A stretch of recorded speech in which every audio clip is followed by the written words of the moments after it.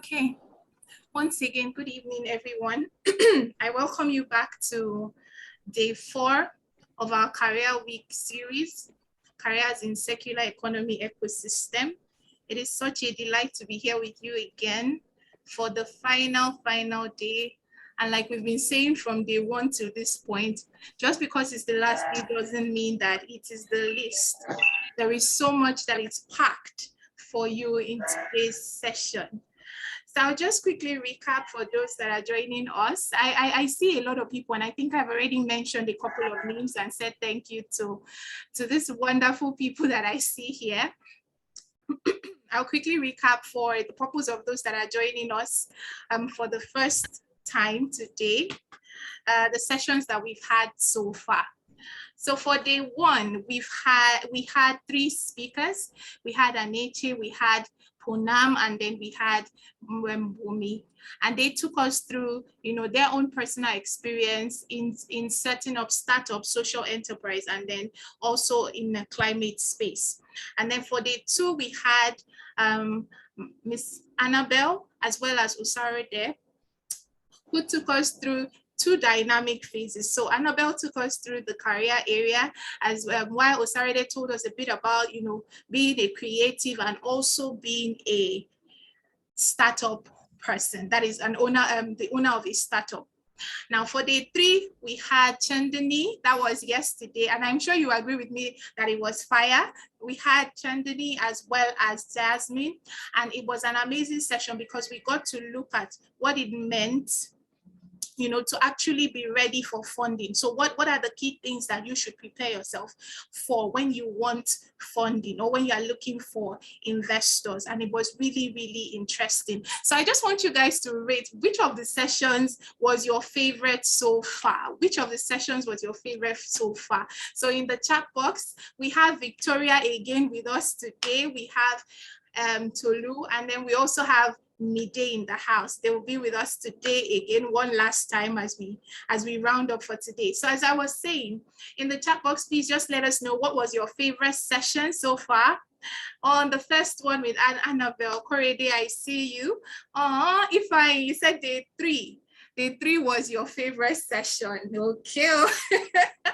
Was it because we were talking money on day 3? That's why. Thank you so much for sharing. Every day except today. Mr. Olaide, it is so nice to have you. Welcome back. I know I've not called your name, and then thank you so much for joining us. Oh yes, Mr. Okeinka, yes. Every session was unique. Every session was different. Thank you so much for that. So for today's session, it's also quite different. It's also quite different from the other sessions, but today we'll be talking practical steps. So we'll be having 3 speakers who will be taking us through 3 different areas, all relating to your career development. So what are the steps you need to know about when you want to, actively develop a career? All the other speakers talk from their experiences, but then we want to give you the practical tools that you need to have to be able to excel in this space. And with me today, I have Mide. So Mide is my co-anchor for today, the handsome Mide. He's my co-anchor for today's session, and he will be introducing the very first speaker, who will be teaching us something beautiful on, just leave that for Mide to say, don't let me spoil it. So Mide, over to you. All right, thank you very much, Deborah. It's a pleasure and it's so awesome to have everybody again in the house today. And I'm happy to bring up our first speaker for day 4. I'm very sure that it's been a very, very exciting, insightful, and informative session for everybody. Okay, so very quickly, I'll just read through the bio of our first speaker for day 4 of careers in circular economy. So Dr. Akanimo Odon is our first speaker for today, and he's an international business and strategy development expert who has gained experience working in several capacities to several global and international bodies, with a specialization in education and training, energy and environment, oil and gas, media, charities, and government. He has an in-depth understanding of global issues, but with special reference to Africa. He has been an advisor to the British government on developing international education policies under the National On-Call Education Partnership Consultant for British Council, Business Development Consultant for the Grow Creative Scheme under the European Regional Development Fund, and is currently Africa Strategy and Business Advisor for several top international organizations. He is an international multi-award winner, a seasoned author, and the founder of different successful Africa development initiatives and programs.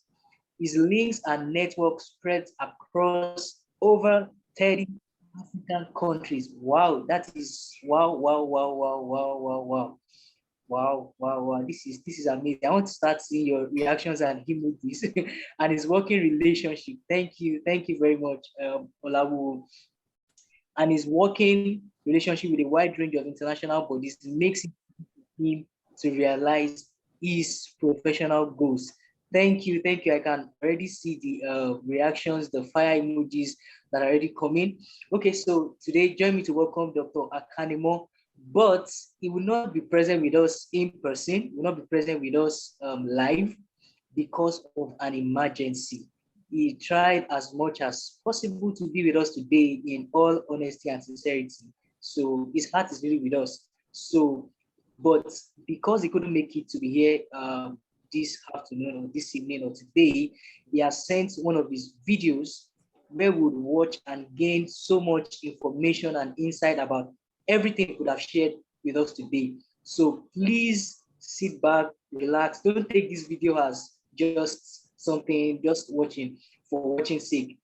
Get your notes, get your books, get everything and pay attention to learn everything he's going to share. So let's have the video now. Thank you. Akanimo Odon, I'm the Africa advisor. My name is Akanimo Odon. I'm the Africa advisor for University of London. And today I'll be talking about employability. I think it's a special reference to practical steps for differentiation in a very competitive environment.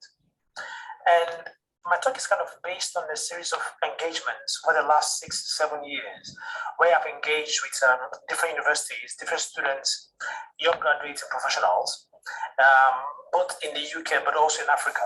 And as a result of this engagement, I've been able to do independent research on different levels to understand what it means to differentiate yourself and practical steps with respect to the whole agenda around employability. I've got a comprehensive outline that I'm going to speak towards, but the point is I've got only 25 minutes. So we can actually capture in a very high level summary of practical steps that I've been able to kind of come up with based on these different engagements over several years that can actually make a student differentiate himself, respect or herself, respect to aligning your skills and competencies to be able to develop your employability skills, but also to provide opportunities to increase your employment after graduation. And so I've got an outline where I'll talk about some global trends around education and employability, and then honing down on the need why the individual student has to grab their career bull by the horns. Ultimately, it's your career. Ultimately, it's your own pathway to create in this sense. You might get all the support you require and you need within a university environment, but ultimately it comes down to what you do with the support. And an example is I've engaged with over 25 universities, different final year students of these universities, and I'm quite surprised to actually show that less than 5% of final year students in most universities have actually independently on their own gone to the careers department of their universities actually to kind of engage them with respect to planning their career route. That's after over 3 or 4 years of studies. And as a matter of fact, less than 5% actually even actually realize or know that obviously this is in Africa, that there's a careers unit or department that actually exists in university. And for me is, if the ultimate basis of going to university, all the hard work, all the reading, all the studies, all the case studies, and all the engagement with lecturers, assignments and so on, is ultimately to provide some kind of a framework to have a beautiful and enjoyable career afterwards. How come there is so much time spent in university whereas developing yourself, but not enough time spent by students in planning their careers afterwards? This for me is actually almost like a disconnect in the system. And so what can the student do? What can you do as an individual to differentiate yourself? Because obviously it's a very competitive environment. I'll talk about that. Now I'll talk about specific things around getting paid for your hobbies, investing your time, how creating your CVs, volunteering, learning with no box, how you find a mentor, the need for a mentor, how you build your network, how you research an interest, start something new, and align yourself in a new era. And hopefully with 25 minutes, I'll cover a few of these practical steps. So first and foremost, everyone knows that there's a surging growth in population in different economies, whether it's developed or developed economies, and especially youth population. So youth population between the ages of 15 and 24 is actually increasing rapidly. And I think on the back of this, it also means that actually there is a huge demand for increase in literacy. And so global literacy rates are also increasing in different economies. Okay. And as a matter of fact, between 2000 and 2014, that's over a 40-year period, the number of students in higher education institutions more than doubled. That's from 100 million to about 270 million. And in that same period, the global higher education gross enrollment ratio increased from about 19% to 34%, which is quite substantial. And I think even figures, obviously there are disparities in different economies or different groups.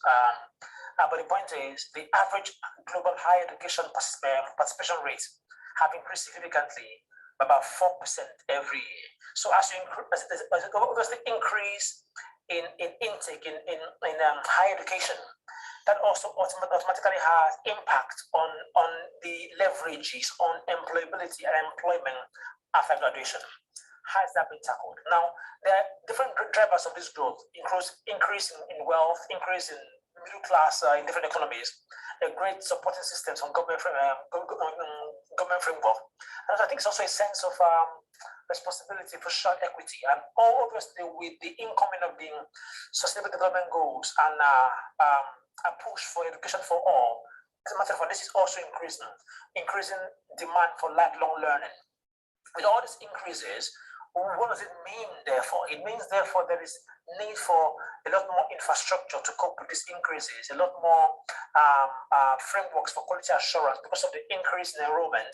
I think as well, on the back of this talk is actually increasing employment and employability frameworks and structures and support systems to make it easy for students to both create jobs, but also being able to align themselves to be able to get jobs after they graduate. Okay. Now, but ultimately, there's actually a massive challenge with graduate unemployment, and this is globally. Obviously, much better in some regions than other regions. In Africa, it's actually an issue.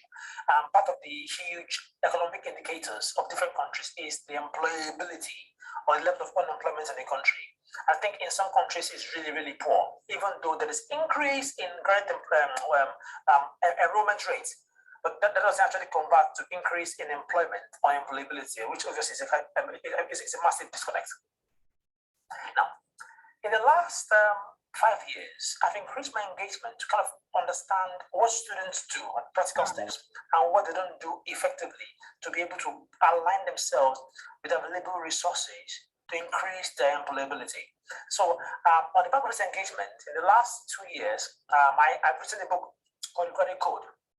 The Graduate Code, the premise is very simple. The premise is in every professional is a student wanting to learn, and in every student is a professional waiting to earn. So basically, the Graduate Code kind of puts himself or connects both worlds. And how did this come about? So I happened to have been in Nigeria. That was last year, and I was addressing a class of about 200 final year students. And me doing in the address, I asked a few questions and I said, so how many of you are doing a course you don't like so much? And I think half of the rooms, their hands went up.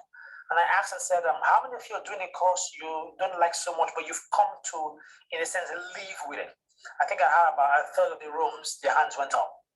But when I asked the actual crucial question, I said, how many of you have a sense or an idea of what you might want to do when you do graduate? And I was in shock when in a room of over 200 students, when about 5 hands went up, and I knew that was a fundamental problem. So I started asking these questions in different universities, and I asked these questions in over 30 universities. And actually, this was a shocker. The issue is the same everywhere I've gone. And I think, why is that the case? Now, it's always easy to blame government and blame lecturers and blame other people with respect to why there is no increase in employability. Now, in as much as there might be the provision of this kind of background and these structures and frameworks to increase employability and employment, ultimately it boils down to the student. So outside the realms of theoretical concepts or of systems provided in universities, what are the simple practical steps that the average student can take to differentiate themselves? That's what I'm honing down on. It's quite specific. Okay. I remember I used this as an example. So I studied a course in zoology, my first degree, and after I graduated from zoology, I remember maybe the first job I ever got was working in the bank. And you're probably wondering, what is the connection between the study of animals and working in the bank? There is no connection. The simple truth was the fact that there are not many zoos in Nigeria, and I wasn't exposed to, if you like, the career prospects within the course zoology, even though I remember at the time, zoology wasn't what a course I really wanted to do. But my point is, I went studying in the bank, but the skills they were looking for in the bank were skills around team working, presentations, or public speaking, marketing, having to be able to understand a product, in order to translate it to customers and get customers to buy into this product. That's the reason why I actually got this job in the bank. And the job was quite an interesting job, but it wasn't what I wanted to do. And so on the back of this, I said, okay, well, maybe I'll try and go and study for my master's degree program in an area I'd honed in on through my first degree, which is in a master's degree in environmental rehabilitation at the University of Wales. Now, what's my point though? I discovered that ultimately it boils down to me. It boils down to what I think I want to do, but also what support systems are available to be able to help me make a decision I need to make to achieve what I need to achieve. And even in cases where those support systems are in place, many students don't actually take advantage of the systems. And so, for me, I've discovered that 3 main routes, what I call the E-routes. And is it like when you graduate, you're going to employment? That's the first E-route. You're going to enterprise, or you're going to further education. So we have employment, enterprise, your own business, or education. But ultimately, the average student should be able to project how you see your career in the next 10 years. And I'm not saying that when you finish university, you go straight into employment. But the point is, if you knew that potentially these 3 E-routes are available to you, it might help you in planning. So, and this is what normally happens. So a student graduates, they don't get a job. Now they're thinking, maybe I'll start something called my own business. That's enterprise. But the point is, you've never considered an enterprise E-route while you were studying. If you had, it would be easier for you to have spent some more time developing the potential of that enterprise route while you were in education or still a student. Now, some people finish university and they already had a clear idea of what they want to do. They want to go into enterprise, start their own business. And most people know very many SMEs that begin their companies actually fail within 1 year. And so you finish, you begin your own company, which is the enterprise route. 1 year down the line, nothing is happening really, really substantially. Now you're kind of under pressure. Now you want to get a job. Now you're considering the employment E-route for the first time. And that's the problem, because the point is, now you've never actually spent some time while in university planning for potentially what an employment E-route might be. In the same vein, some people have a clear idea, they want to get a job. Okay, midway in the job, they haven't actually spent some time to figure out what extra qualification do they require to increase themselves in that job. So they get to the point in the job where they now say, okay, wait a minute, I want to actually do further education, now onto the master's degree program. Now you're not really prepared for it because you never considered the education e-route as a potential pathway. My point is this: it's very important that while you're a student, practically, for you to be able to understand there are potentially 3 e-routes, and planning for these e-routes while you are studying kind of puts you a step above the rest. That is a huge differentiator, first thing. Now, how about hobbies? Now, everyone knows the idea of a hobby. Is that part of the CV where you write, like you love writing or you love playing football? It's something quite minimal in your view because it relaxes you, and normally you place it way down beneath your CV. Meanwhile, the main issues or the main things you've kind of trained for is on top of the CV. Now, in my experience, engaging many people, especially after graduation, I discovered actually that your hobbies, or what you could call your interests, are potential pathways for your careers, but you've never considered it until much later in the process. So, for example, many students who had finished graduating and didn't get a job, either they considered the enterprise e-route or the employment e-route.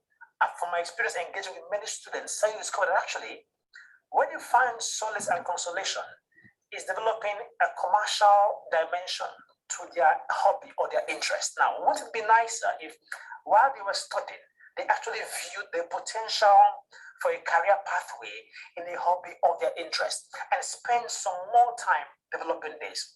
Now, it's okay to do a job. This is my opinion. Obviously, I haven't spoken to many people.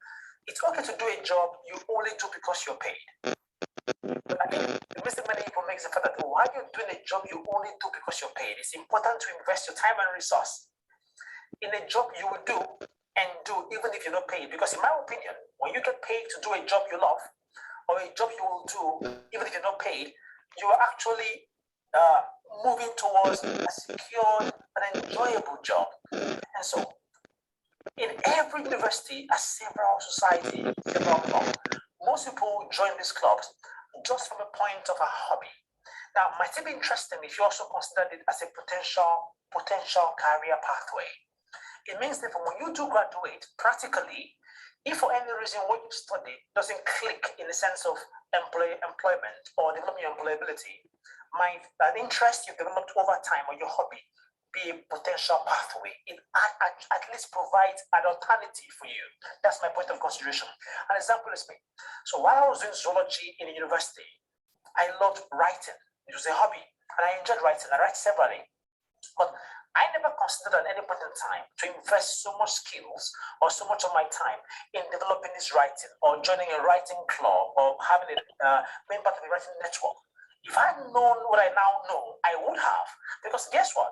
Even though right now I've graduated, so some time now, I'm now in career, a good part of my career progression and development and even enjoyment as I speak is actually on the back of writing, which has no bearing with my studying a first degree, a master's degree, or a PhD in environmental management. I can do both. I've written 3 books already and have a contract for many more books. My point is this. Now, imagine if students knew that. It means, therefore, if you spend some time developing that pathway, your hobby, while you're in university, then it might also provide you a good leverage to increase your employability, whether you are going for enterprise, further education, or in employment. Now, interestingly, whatever you find that is your hobby or your interest, I discovered from engagement, the more you learn about it, the better you get, which now takes me to the next stream. It's around learning with no box. So by structure, a university confines you to a specific course area. So if you're doing a course in chemistry, you only do chemical-based courses. In some cases, you might have interactions with other faculties or other departments for kind of a multidisciplinary approach. But the point is this: by design, a university restricts you to your course of study, and you kind of study other dimensions of that course, but it's still within restriction. And so I've come to discover from engagements and also interactions that it is great to learn with no box at all. My other example is this. From my research, I discovered there is no single policy that I've actually come across in any university that I know of, and I've engaged with over 100 universities to find this out, that preclude or stops a student from taking part in a class they haven't officially registered for. what most laws and policies in universities precludes you from is from actually taking examinations. So my point is, if you're doing a course, say in writing, or you're doing a course in chemistry, you can't actually sit in for a course in business. And it only requires you to actually approach a professor or the course tutor and just say, okay, well, I'm in university, even though I'm a science student, I've got a hobby and a passion around business. So can I sit down in this course and just take just take the course?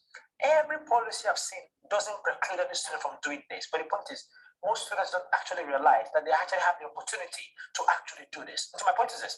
And so it means, therefore, that if you're able to understand that while you're studying in university, within your time frame, you are able to actually participate and learn outside the box, because in the real world, everything is interrelated. You can't just say, well, I study chemistry, and you're trying to get a job, and they're asking you, do you know anything about project management? And you're wondering, well, I never studied it. Well, it doesn't matter, because in the university, you will have the potential to learn a lot, learn outside the box, and don't be restricted by the structural or systemic restrictions of a university.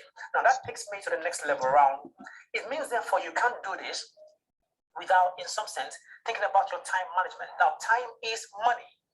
And generally speaking, from my analysis, in my book especially, there are 4 key areas where students actually spend their time. So I call it the 4 C's. It's that they spend their time in the cafeteria for food, in classrooms for studies, in the chalet for sleeping, or generally in clubs where they go to socialize. And I think for me, there is a 5th C, which I've explained and I've called a creative zone. It's a zone where you're not restricted by the confines of the systemic restrictions within the university environment. But it means, therefore, you are able to be a bit more innovative and creative, because you are doing things intentionally to increase your space and your career progression. You are grabbing your career bull by the horns.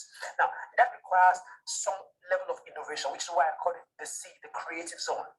Now, ultimately, it involves around investing and managing your time, because you don't manage your time, you don't have enough time to spend in investing in other things. And I think it comes from 3 premises. Understand what you're spending your time doing right now, prioritize the things you do with the time you currently have, and then adjust and reorganize these things so you can take advantage of the things you need the most. That's the 3 key steps which are broken down in the book. Now, these steps will help you to free time to be able to do other things, to actually increase your capacity to be employable, to increase your capacity to create enterprise schemes or initiatives while you're studying. You are preparing for graduation. Okay?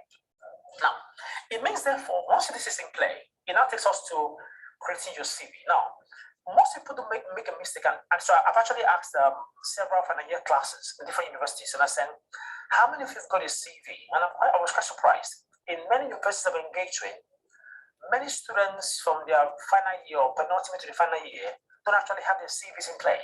And when you ask them why, what they've told me from analysis is, well, they're not currently looking for a job. Now, I believe there was time to prepare CVs when you are looking for a job. The best time, actually, from my analysis, is when you're not looking for a job. Imagine if you are and there's no looking right. It means, actually, if nothing happens with you and you do graduate and you're to write a CV, you will write the CV and you'll stop at a page, and that's it. Because CV is about content. The CV is a physical representation of your capacity and your competence. It's actually what gets you through the door. In my experience, I've analyzed over 1,000 CVs to get a grasp of this. And the average number of pages for a new, fresh graduate CV is about 2 pages. If you find a graduate with a 3-page CV, that is an incredible graduate that have done some good stuff. But the point is, it is better to have a 2-page CV that has been compressed from a 10-page content than to have a 2-page CV that has been expanded from a half-page content. I've reviewed CVs where students would increase font size and line spacing just to increase the CV. Why do you have to struggle with increasing the content of your CV if you've got 2-3 years to actually intentionally develop content to increase your capacity, your skills, and your competence, irrespective of what is provided by a university environment. Is about differentiation. An example is this. If you ask the average employer, one of the biggest issues or crises facing employability is the fact that most students don't actually have work experiences. And so, and even though many universities have tried to create environments where a student can get work experience, and obviously that only happens in structured environments where there's maybe internship opportunities or you get part-time jobs. It's a dimension most universities haven't come to grips with. It's actually about helping students to understand that work experience doesn't necessarily have to be tied to an actual company. And I'll explain. You do realize that the average university is usually the biggest employer of labor in most cities. And I've checked this. It means, therefore, that, for example, Lancaster University or University of Manchester, whatever the university is both a center of learning and instruction, but it's also an employer of labor. Now, can you explain, therefore, that however the students spend 2-3 years in the biggest employer of labor and not know anything about labor? That is because they've never actually viewed in perception a university as an employer of labor. Now, when you do view a university as an employer of labor, it impacts on a few things you do practically. An example is this. From my experience, therefore, there are several things I normally would not see in a university. First and foremost, the university normally has a wide range of seminars, workshops, and conferences happening all the time. Now, most students will just walk past a seminar flyer or a conference flyer, and they're not attracted to it. But for me, I discovered actually these are bases to increase the content that you can actually impute in your CV. So when next time you're walking past a flyer, find out what is the conference or seminar about. I see good alignment with my course. Even though you're not invited, can you actually find out from the person organizing it if you can participate in a flyer? But also, can you find out if you can volunteer to support in the organization for the flyer? When you participate in these, you can write in your CV, oh, by the way, I was a participant at an international seminar at my university, or I was part of the event management team for a particular conference in my university. It's about content. Now, secondly, many students actually, if you like, work in one society or the other as a hobby or an interest in university. And if they come and get to the point where they're a point of leadership in that particular society, they never actually consider that is actually an experience they can actually capture in their CV. It's dependent on how you actually capture it. They have to be taught on how to capture such experiences in their CV, because ultimately, what skills have been developed? Analytical skills. So ultimately, it's about understanding what content you need to align yourself with what career you require and looking for those particular opportunities to actually participate and develop the skills that you actually require for those content. It's a mismatch. Now, another thing is this. I tried a very simple experiment, and because I discovered that in the average university, there is a minimum of 100 or more SMEs, small and medium-sized enterprises, within and around the university. And so I did a small experiment. I rounded up about 10 students, and I told them, try something quickly.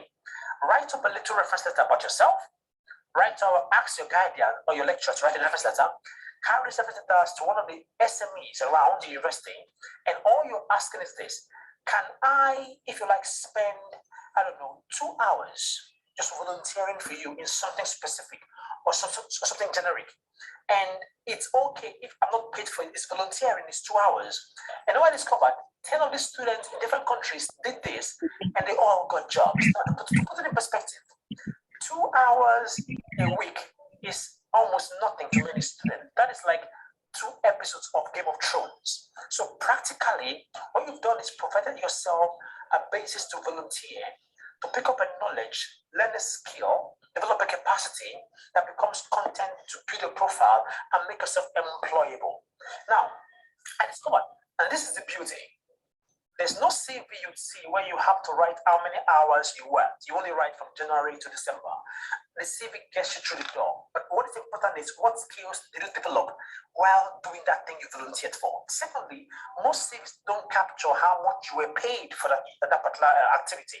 And so basically, you are able to develop yourself and differentiate yourself in a competitive environment because you're taking cognizance of specific resources around you that makes it easier for you. It's about creating your CV in advance of time. So if you knew that at your first year, your CV was only half a page, it tells you, therefore, that you've got 2 or 3 more years to develop enough activity and content to populate and increase your CV. It's better that you have a 10-page content and you have to structure how you minimize it to a 2-page CV. It's about your capacity and your competence. Now, I think in wrapping up this, I mean, ultimately it's about the individual and how you differentiate yourself. I think for me, it boils down to, can you provide environments to learn with no bugs, to increase your CV content?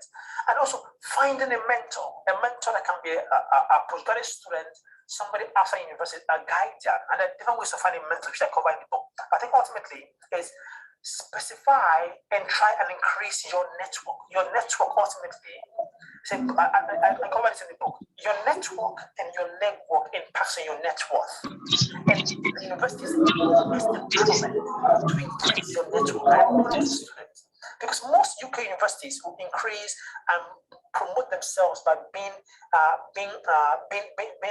proficient, or rather being effective in attracting many international students. Have you ever considered that these international students are potential business partners, employers, employees, associates in the different countries? In a global era where we live, it's better to actually begin to practically think about countries you might want to work in, you might increase your careers in, and how can you begin to develop your networks while you are in the university?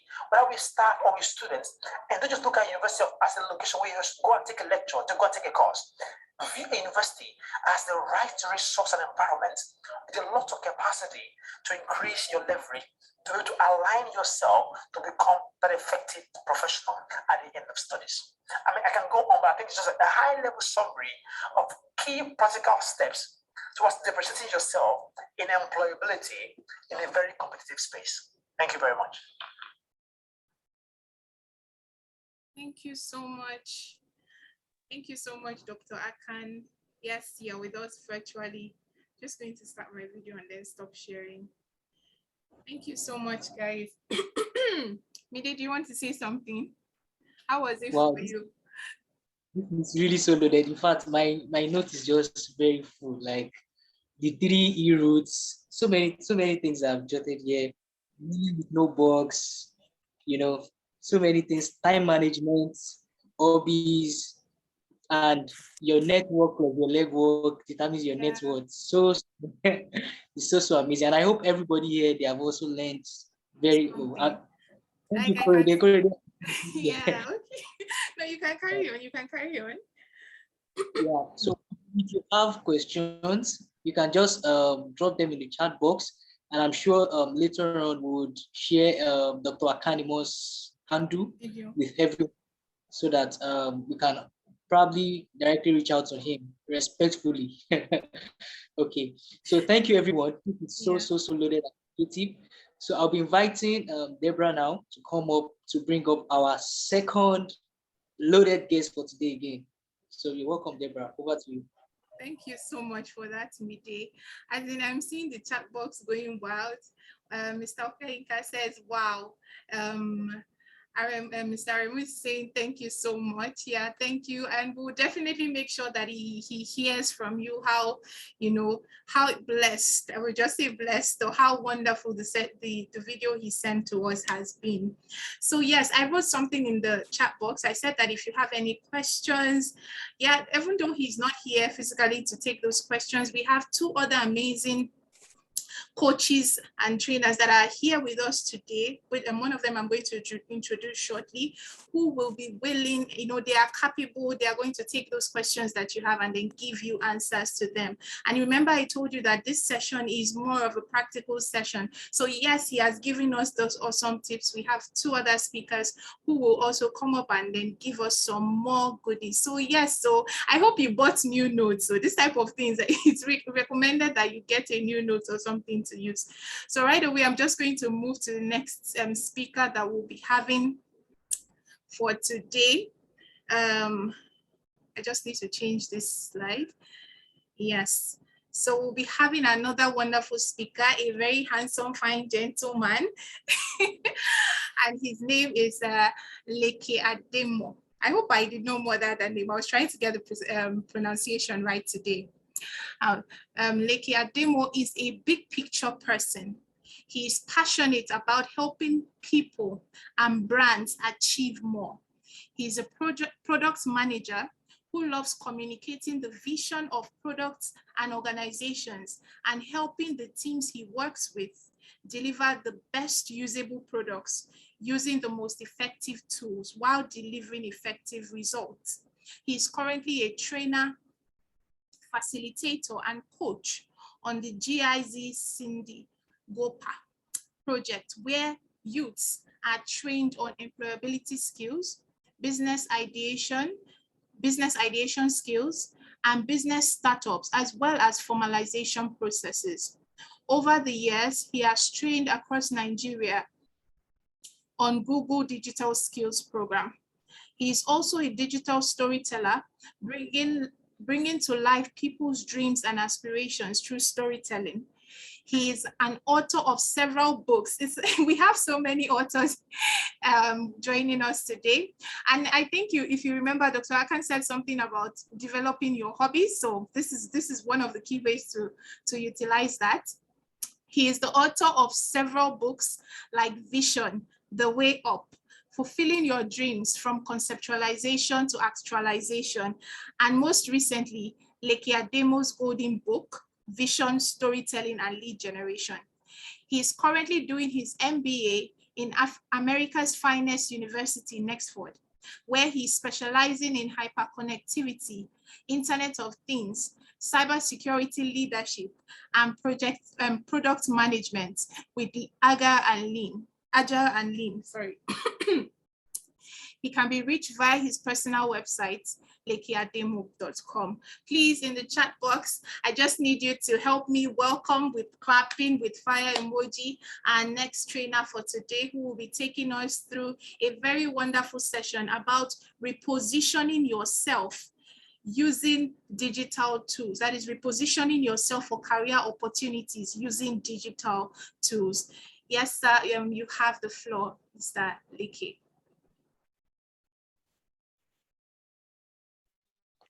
Thank you, Deborah. Good evening, everybody. I'm trying to share my screen. If you could help me I just joined with my laptop. Okay. So if you could help me so I can. Yes, you have been made co-hosts. Do I have access? Yes. Okay. Yes. Okay.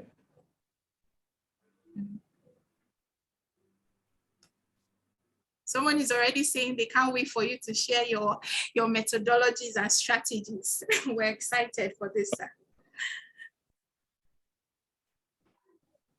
Okay.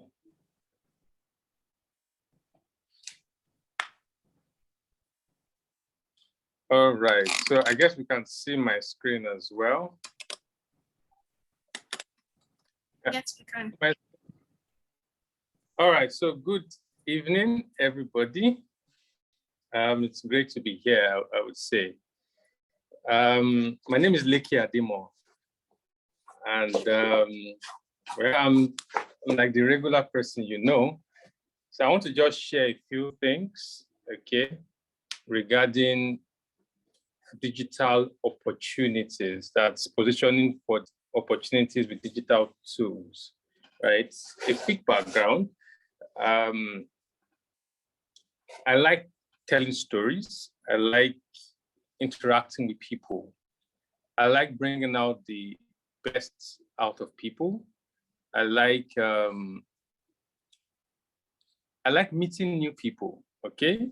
And I also like interactive classes. So I want this class to be as interactive as possible, although, thank you, Ifeanyi. Although we have a short time, because of the timing, you know, we cannot really go extensively, but at the end of this session, I want to leave you with something, I want you to be able to think in a new way and take action. I'm so much about action, okay? Now, so today, what are we looking at? We're looking at a couple of things: exploring the world of digital, personal branding, the digital way, of course, storytelling, a tool for digital personal branding, and of course, the role of search in personal branding. As we go on, we will look at this in details, right? But let's quickly take an icebreaker, okay? Exploring the world of digital. So I want interaction here. When you hear the word digital, what comes to mind? So I just want like a few people, you could just raise your hand and let's have a good discussion. When you hear the word digital, what comes to mind? Somebody says, okay, action is the only word that bridges. But can you just raise your hand? Raise your hand. Somebody said internet. I'm seeing the chat box, but you can raise your hand and just speak. When you hear the word digital, what comes to mind? Somebody said online. Okay. Online. All right. Thank you. You can still keep on. Someone said ICT. Okay. That's nice. ICT. Someone said online. Yes. Quadri says technology. These are very important words, you know, when you hear the word digital. For many people, different things come to mind. But it depends on the first thing that comes to mind for you. But digital as a word has its roots meaning, okay? But for today, let me just now, according to Merriam-Webster's dictionary, digital refers to of anything or anything related to or utilizing devices. You know, for those of us that grew up in the 90s, you know, the term analog was a thing, okay? Someone said zeros and ones, yes, zeros and ones. Then in the 90s, the term analog was a thing. You had analog cameras, okay, where you had to go to the dark room, you know, and put the film there before you have your pictures out. But when digital cameras came, it just swept out that industry, as it were. You know, you could get everything done. You could see the pictures. You don't have to wait. You see the pictures immediately. So the world of digital made everything different, you know.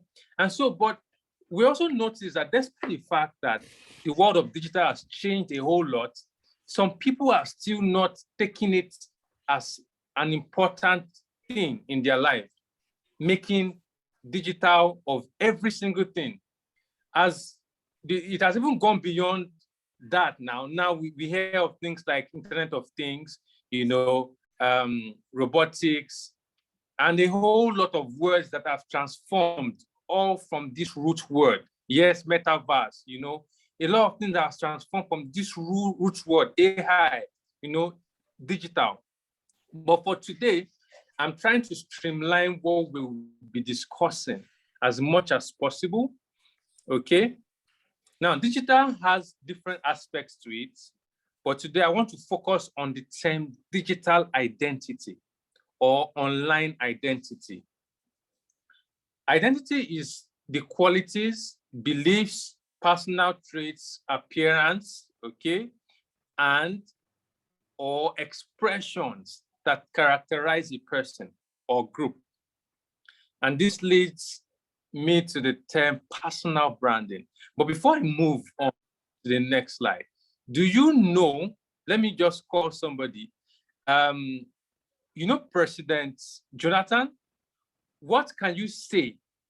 One thing that if I mention his name, what is one thing that you can say, or if you just see him, maybe you see a dark picture of Jonathan, right? Ex-president. You see a dark picture of him, and you're not sure he's the one. What is one thing that will make you know that he's the one? Who can tell me? You can just drop it in the chat. His heart. Someone says scalp. I'll good. So one of the current vice presidents, one thing you will see, one thing, current vice president Osibanjo, his outfit, yes, someone says his outfit, his height, you know. Also, there's this cap he has too, you know, that is, yes, his cap, Ifa Inchuku. Now, this just brings us to the point of identity. Identity. So identity is the qualities, beliefs, it could be beliefs as well. It could be your personality traits. You know, it could be your appearance, it could be anything, your expression, something that just makes you different from other people. You know, something that makes you different from other people. And it is very, very important. But what we want to talk about now is not really the physical identity, but your online identity. Because in everything we do, we need to take what we do physically, you know, naturally, and amplify it. And that's what the world of digital does for us. It helps us to amplify every single thing that we do. Now, personal branding is the conscious and intentional, please take note of this word, conscious and intentional effort to create and influence public perception.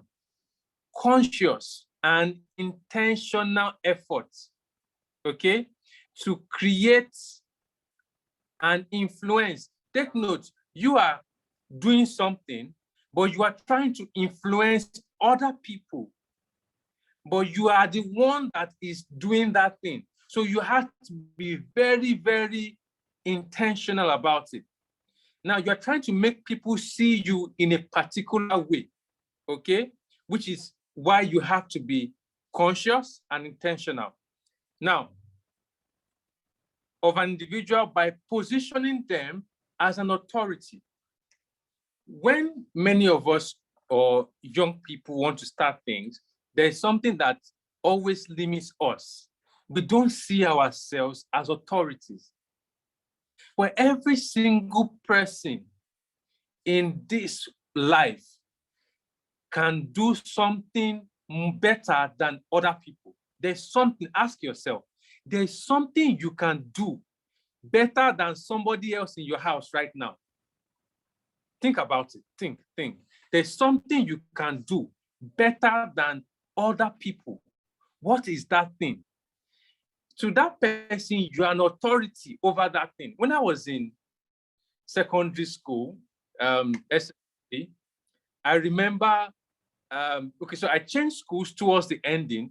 In my previous school, when I was in SS2, I was average in maths, just the average guy, you know, I was okay with a C.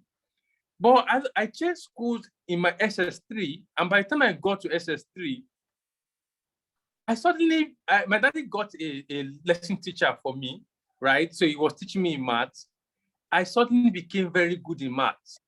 Everybody wanted me to teach them maths. But there was this guy, his name is Olumide.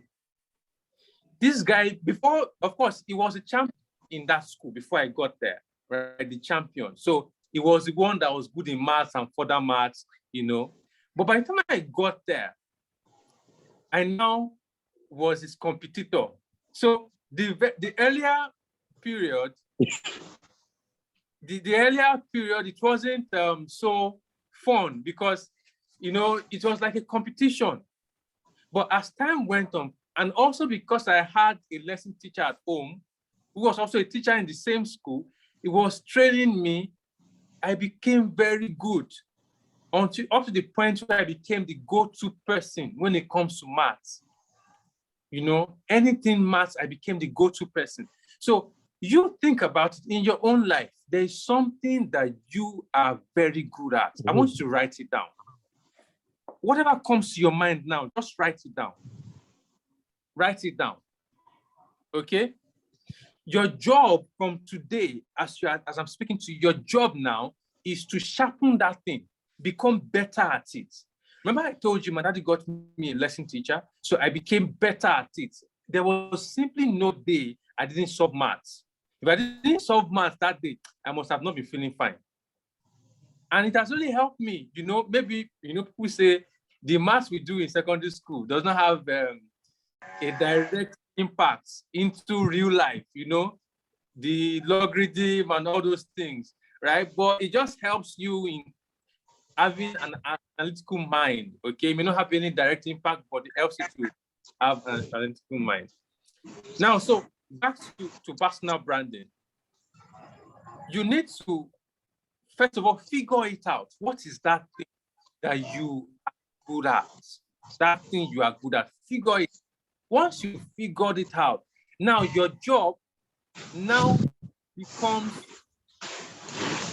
positioning yourself as an authority. To become an authority, you must keep on working until you become very good at that thing. You only become good at something that you currently do. So you have to work on it to become better at it. Now, the next thing you need to do now is you are trying to elevate your credibility. People who saw you before didn't think that you were much of anything, right? But from now on, you as somebody that wants to be deliberate, we talked about being deliberate earlier. You now have to work on improving or elevating your credibility so that people will now see you differently. Now, you now have to work on differentiating yourself from the competition, which is from other people. What would make you different from other people? You have to start working on that from now henceforth, right? Then ultimately, you will advance. You will advance in your career. You will become a better person. People will now start talking about you. People will now start referring to you because they've seen that you're not the same person before. You've improved yourself. You've improved yourself. Very, very important. And with time, you start increasing your circle of influence because people will now see you as a go-to person when it comes to this particular thing. And of course, you have a larger impact. Very, very important. Now, just to, as a quote, personal branding involves finding your uniqueness, okay? It involves finding your uniqueness and building a reputation around it. Remember I said something, find that one thing. The good thing is that it is already in you. You're not going to struggle too much because it's already part of you. All you just need to do is to improve it because everybody has the job to improve on their, whatever it is that you do, you have to improve. So your job now is build a reputation around it. Build a reputation around it. And how do you do that? One way is through storytelling. Storytelling is one very powerful personal branding tool. Now, a personal brand story is a cohesive narrative that encompasses the facts and feelings created by you, your brand, and or your business. For whatever reason, whatever thing you want to accomplish, your goal is to create something that is compelling, something that when people listen to it, they will want to be part of you. Sometimes they can even tell your story more than you. But that doesn't happen overnight. You have to be deliberate. You have to be deliberate. I remember when I first started writing, I published my first book. I like to differentiate the term printing and publishing. I printed my first book when I was 17. How did it happen? I've always had the passion to write, write down things. When I get nuggets, I write it down. So at this period, I'd been writing down, but I was like, one day I need to do something about these things I'm writing. So I got some money from my aunt. I went to the local shop where they print, and I just, I paid to type, so I started typing it.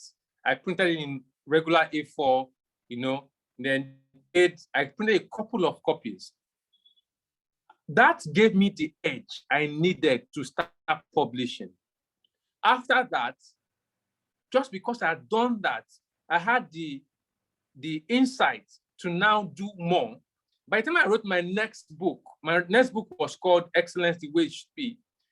I had gone further to learn, printing from, I think, Mushin at that point in time. So I did it better than the first one because I was deliberate.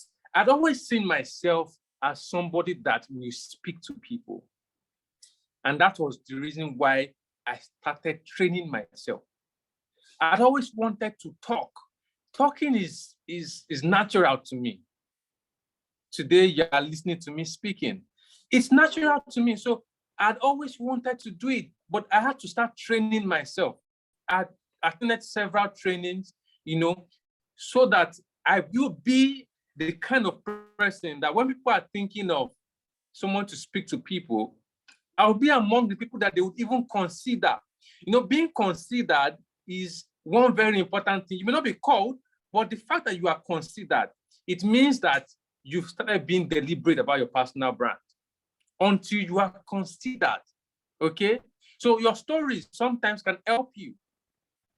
Now, it defines a fundamental purpose and identifies beliefs, personal objectives, and outlines a set of goals, which could be short-term or long-term, that embody those values. So you need to, first of all, define what you want to do, okay, right? Which is already similar to what you've started doing already, but just need to refine it, learn, try to do new things, okay? Now, I have this assignment for you, okay? Of course, you don't have to submit it to me, but it's something that you need to do. Create a short video talking about your identity, that thing that differentiates you from other people. I mean, you have a phone, you are already listening to me right now with your phone. After this video, do this. You may do a couple of them. The first one may not be perfect. You might want to be perfect. So you do a second one. Tell your story. Look for something around your life that you can tie to something you want to do. You've always wanted to do it, but for some reason, you just don't know why you've not done it. I'm here to tell you that you need to do it after this meeting. So write it down now. Write it. I can see you. Write it down. Yes, you write it down. Okay, write it down. After this meeting, it can be 1 minute or 2 minutes. Just something, maybe 5 minutes. Something that is in line with your story. Something that is in line with the personal brand you want to do. Once you think it is perfect enough, you can post it on your social media. You can even tag me, on social media. Something that I have seen that works is the very first time, it might not be perfect. It might not be perfect, but do it.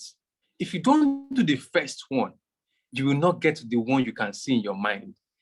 The problem is that a lot of us, we have this big picture in our mind, but we think that we will just wake up and enter that picture. I've had a picture of speaking to people a long time ago. But when I was in university, when I was in secondary school, I was very shy. If people went to the same secondary school with me and they know that I'm speaking now, they'll be shocked because I was very shy. I didn't talk to people. But in my mind, I saw myself speaking to people. But it started one day. I took up a challenge like I'm giving you right now, and I took action. The very first action might not work for you, but take it anyway. When you take it, by the time you get to the 10th time, you'll be proud of yourself. People will start remembering you that, okay, this person. So until the point when people can remember your name and think about something, you've not built a personal brand yet. Until, don't feel attacked, until you get to that point where people remember your name, right? And they attach something to it, you've not started building your personal brand. So for me, building a personal brand is a very deliberate effort, okay? Very, very deliberate. Now, quickly, let's look at the role of search. in personal branding, right?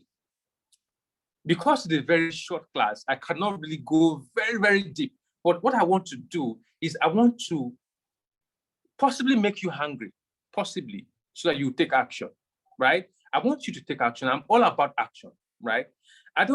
We listen to a lot of messages, and a lot of us are brilliant, very brilliant. If you hear some people speak, you'll be amazed. But you see, the difference between you and other people is that you've not taken action. That's just the difference. That thing you've been planning to do, why don't you try it now and start doing it? So I want to quickly touch on this search. When you hear search, what comes to mind? What comes to mind when you hear the word search? Search.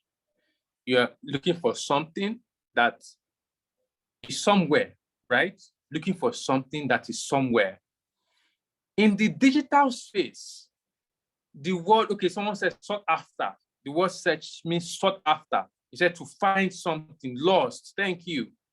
All these things means that something is somewhere, or to seek. Yeah, thank you. It means that it is somewhere and you want to look for it. Do you know that people are looking for you? Someone said we take deliberate action to find it out. Do you know people are looking for you? People are looking for you, but you don't know. That's why I'm here to tell you, people are looking for you. That thing that you have, that you try not to do anything about, people are looking for it. Right now on Google, people are searching. People have gone to google.com. They are typing your name, but it's not your name they're typing. They're typing something that you have. On Google search, they've typed it just now. I wish I can show you how people are searching. Maybe after now, quickly open something for you. You will see people that are searching, keywords that they are searching for right now as we are speaking. This is a practical I can show you after I finish my presentation. I'll show you. People are searching for what you have refused to do something about. People are currently searching. But the thing is, how do you get found? How do you get found? That's what you need to ask yourself. People are searching, so there's already a demand. The question now is, are you willing and ready to supply? You know economics, right? Demand, supply. There's already a demand. People are already searching, and I will show you after this presentation. I'll show you. So there's already search. People are already searching. The only question is, are you willing to supply them? So how do you meet demand and supply? I want to help you with the explanation of how search engine works, right? Search engine optimization is a course on its own. So I just have to, cut it down in a very short process for you. Now, search engine optimization, or SEO, which we use in digital marketing, is the process of improving the quality and quantity. Take note, quality and quantity of website traffic to you. It is the process of improving the quality and quantity of website traffic to you. Where are you? They would not find you in your house, right? They won't find you in your house because Google, well, we have Internet of Things now, which you can connect, but you still need a device. We started with digital, right? Digital. You need to either put yourself out there on a website or on a web page. You can have your website, but you don't have to start with that.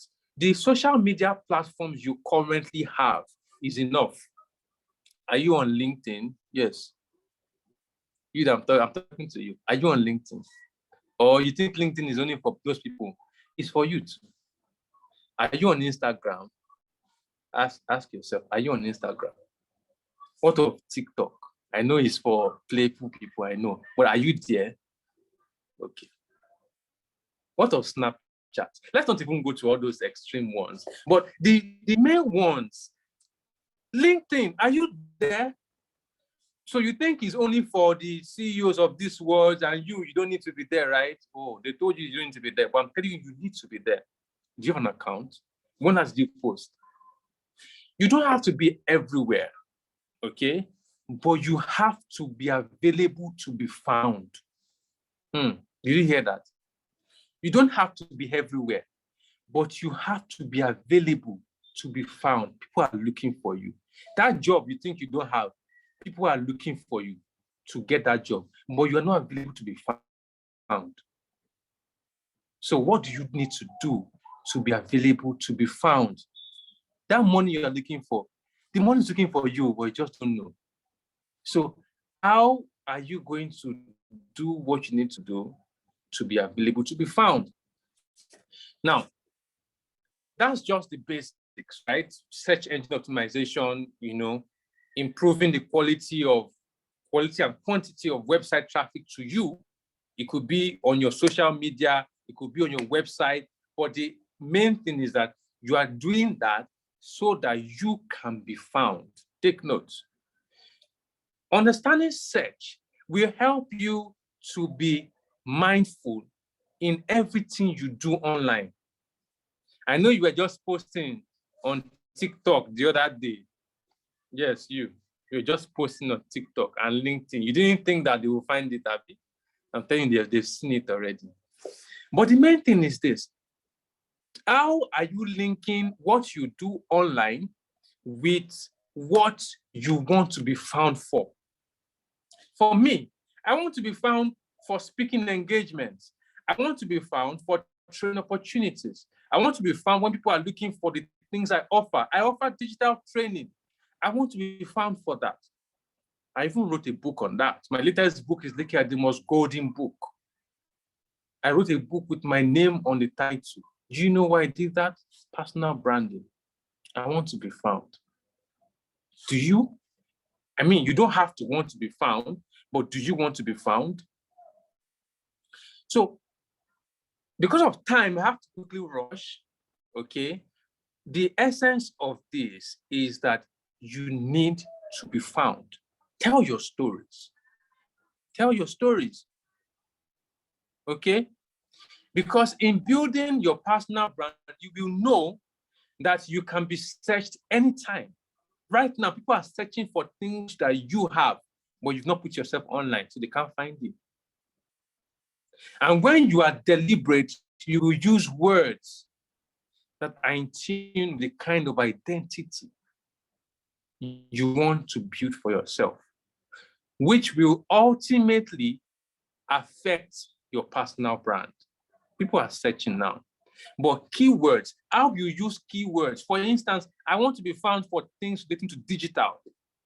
So when I'm typing, I use hashtags, or I'm typing on LinkedIn, I put these keywords I want to be found. I put them in my posts. I put them in my profile. On my Instagram, it's there because I want to be found for those things. Very important. Like I said, the time do not permit me to really go through so much because of the time. But what I want to do is to either make you happy or make you angry. Either one, take action and be found. I told you I'll quickly share with you a particular website. Let me see if I can quickly show you. Internet Live Start. I want to show you what's currently going on in the world in terms of online space. Now you can see here, this is live, I mean live. Right now we have 5 billion internet users in the world. 5 billion. That means there is, so in one of the courses that I teach, it's what we call TAM, SAM, and SOM. TAM means total available market. SAM means serviceable available market. SOM means serviceable obtainable market. Total available market means what's the total amount of people that you can reach. In this case, as far as the internet is concerned, you have 5 billion people that you can possibly reach on the internet. I didn't say in the world is more than that, but on the internet, people that use the internet, we have 5 billion. Can you see it on your screen? 5 billion people, internet users in the world, 9 billion websites, and of course, emails. Today alone, emails that have been sent is 204 billion. Is this billion? Yeah, billion emails. Somebody is even shocked. Of course, today alone, I've received like 2 emails. Okay, no, I've received, I received one from Deborah, and then there was a reply, and I saw that came 2 times. Let me just show you a few other stats. Google searches, I told you people are searching, right? Google searches today is 6 billion. Today alone, 6 billion. So they are searching. Are you ready to be found? That's the question you should ask yourself.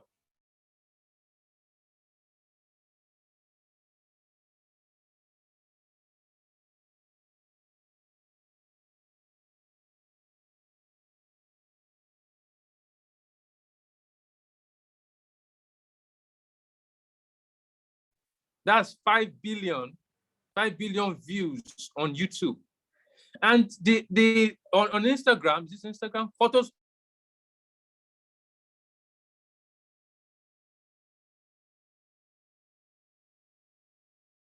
on the internet, on the digital space, in your career, in whatever it is you have chosen to do, in building your personal brand.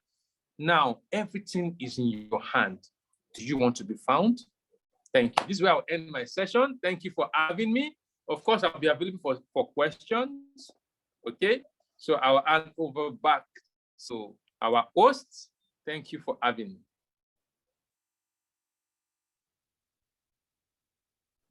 Thank you, Deborah, so over much. to you. Yes. Thank you so much for that wonderful, wonderful session. I can see in the chat box that everyone is so excited. Ifeanyi is telling you, God bless you, sir. Victoria is telling you, thank you so much, sir.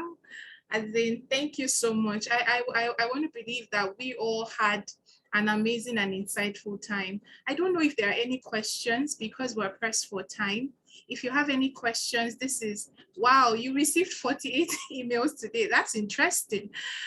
Okay, you have a question. Okay. So I'm just going to allow you to unmute Oluwa Jefumi. Oh, I missed that already. So you can quickly unmute and then ask the question. And then we have one more, a slot for one more person to ask a question. Okay, you type, you can't unmute, no problem. No problem. Is there any other question while she's typing? Korede, okay. Korede, you can quickly unmute and then. Someone is saying they couldn't even log off, Wumi ma'am. So everybody, we have Wumi. We have Wumi from day one with us today again. I don't know, you could just tell how welcome she has been with us for today, and it has been awesome, really, it has been awesome. Okay, we have 2 people with their hands up. Let me focus. Yes, Korede, so yes, you can unmute and ask your question.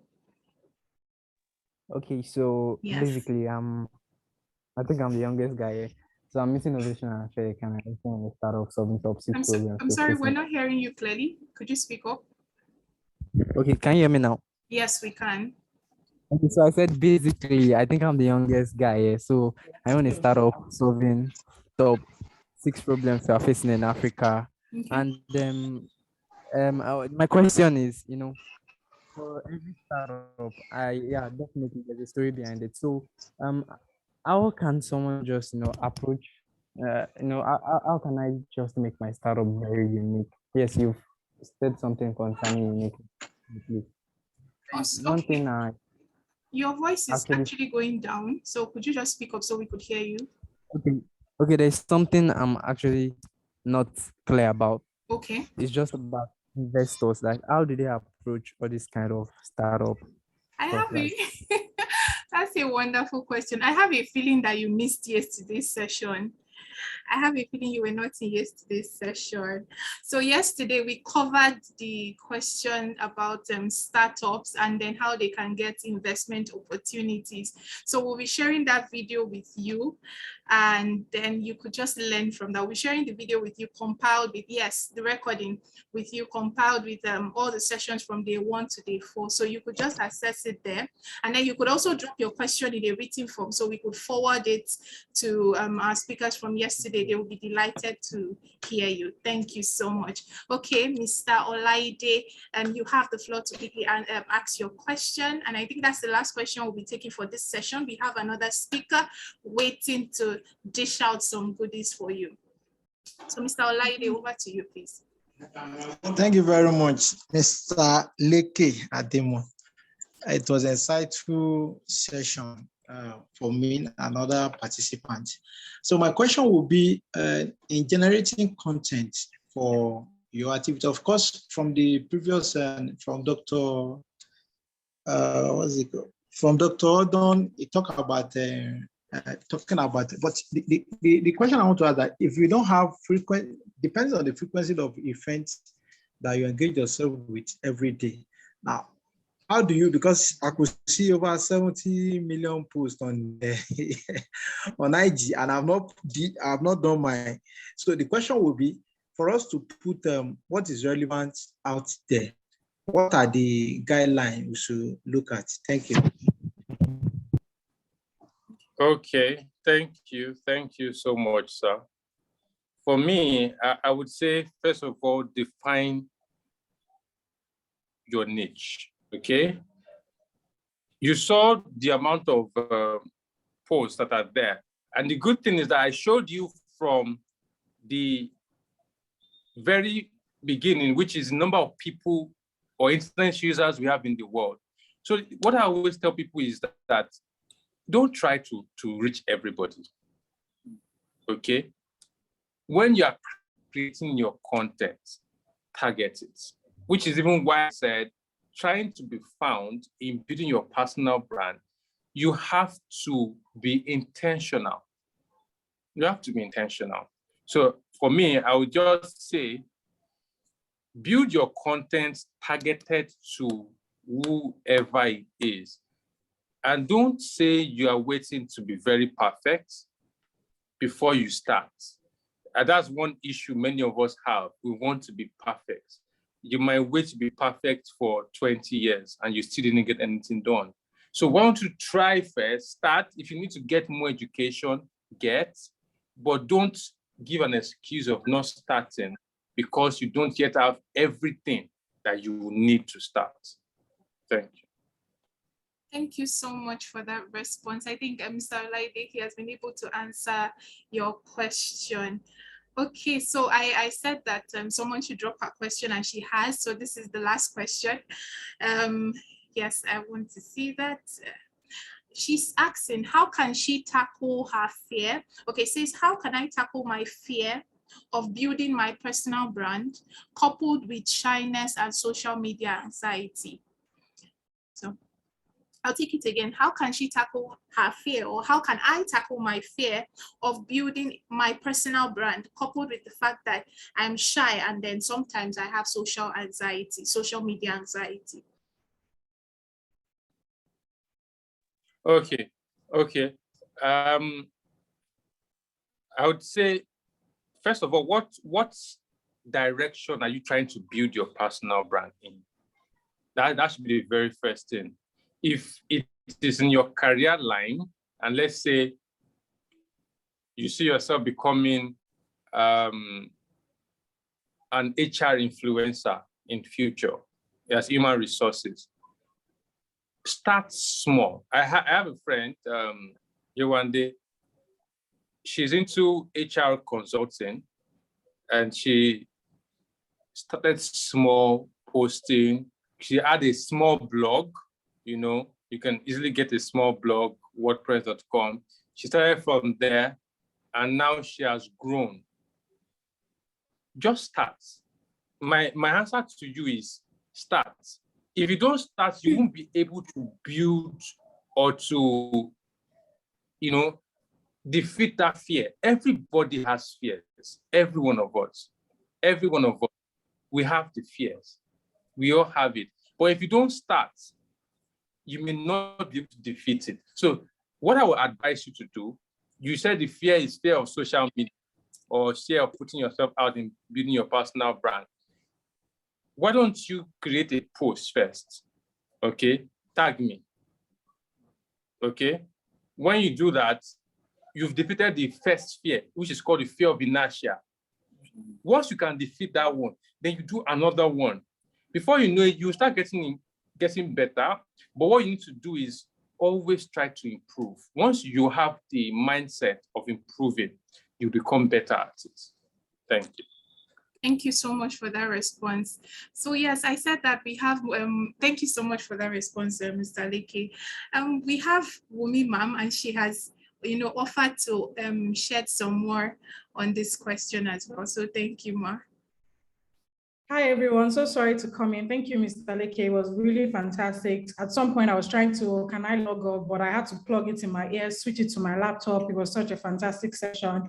Just that last question, I just wanted to share a little bit of my own or how I approach that question, basically. For me, every time I'm going to speak or I want to do something, I want to write something. And I think Mr. Leke touched on this.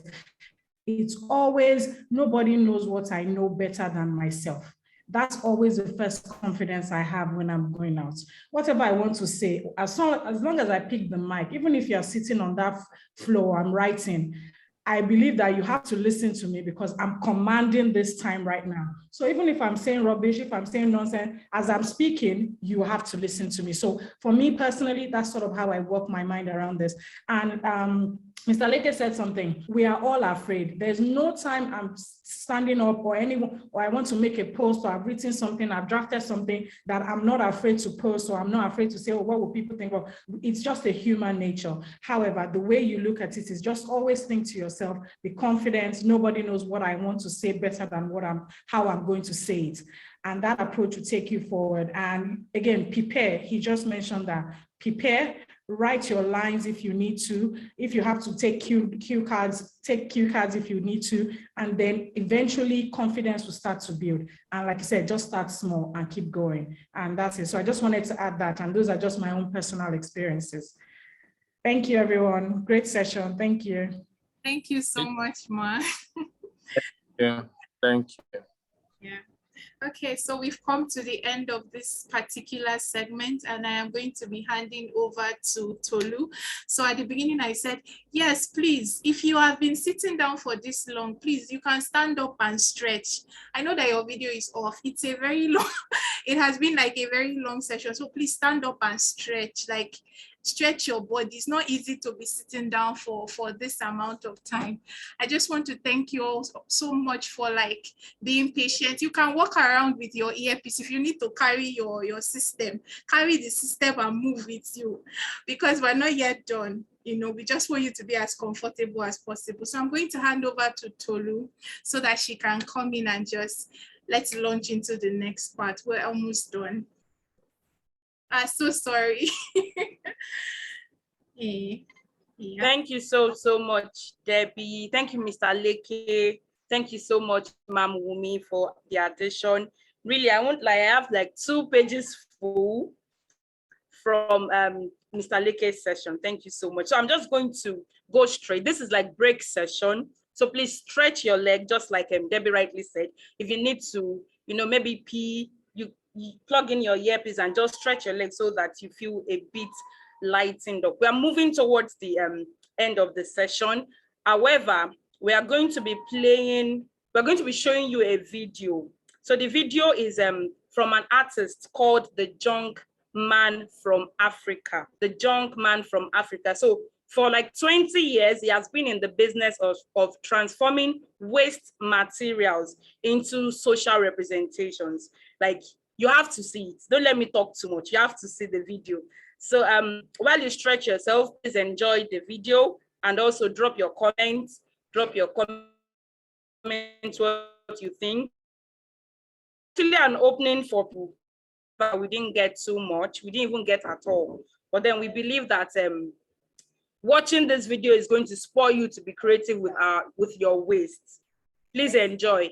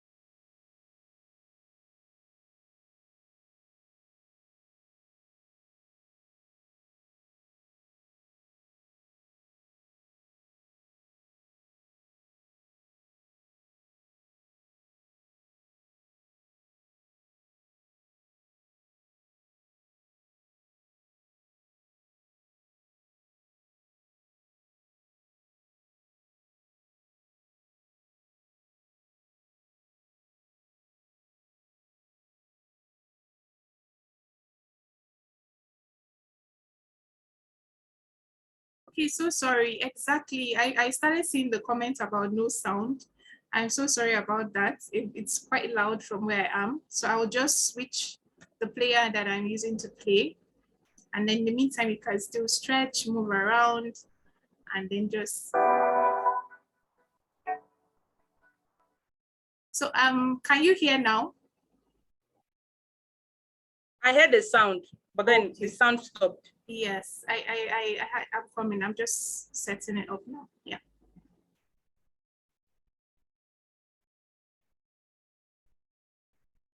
Okay.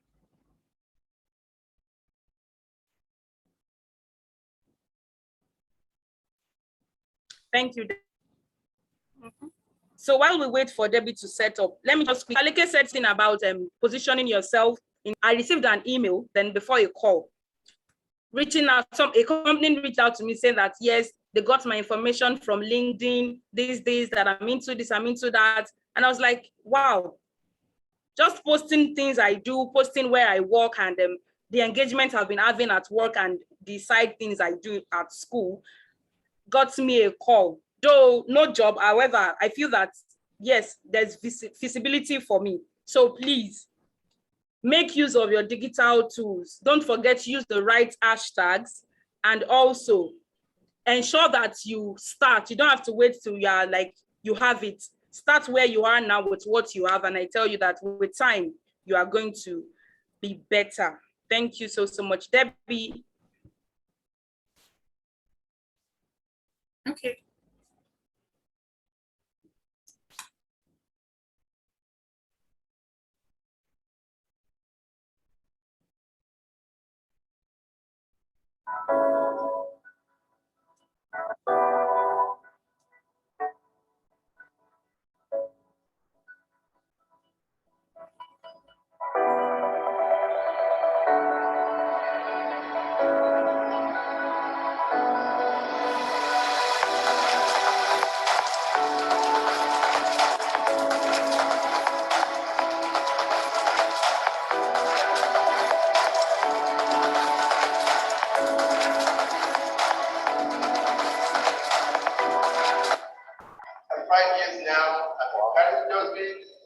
And I don't think I'm looking like I did not survive. Yeah. So along the line, I studied anthropology and philosophy. And later, before COVID came, I went to study metaphysics, learning about ethics and how people think, and how the mind works, and what kind of programming we have when we are coming up. We are given, we do what we are given, and we give what we have. And what kind of programming those before us had that they gave us to copy as model. is that somebody might be responsible for who you are today, but you are responsible to change it. If you want a change. The difficulty lies on the fact that every one of us wants to change. Nobody wants to change. So it becomes a difficult journey. And this part I've gone into it, done all kinds of research and curiosity things and make sacrifices. What they describe as sacrifices is the way what is of less value to what is of great value. And I think I've come to value today, not to be a great artist, but to be a great human being who is a channel. The creative process can flow at any time. See, so I don't know the difference between night and day. And I think it comes back to what I always say, there is a joy in madness that only divine life. I thank you for coming. Wow. Wow. Wow. Woo.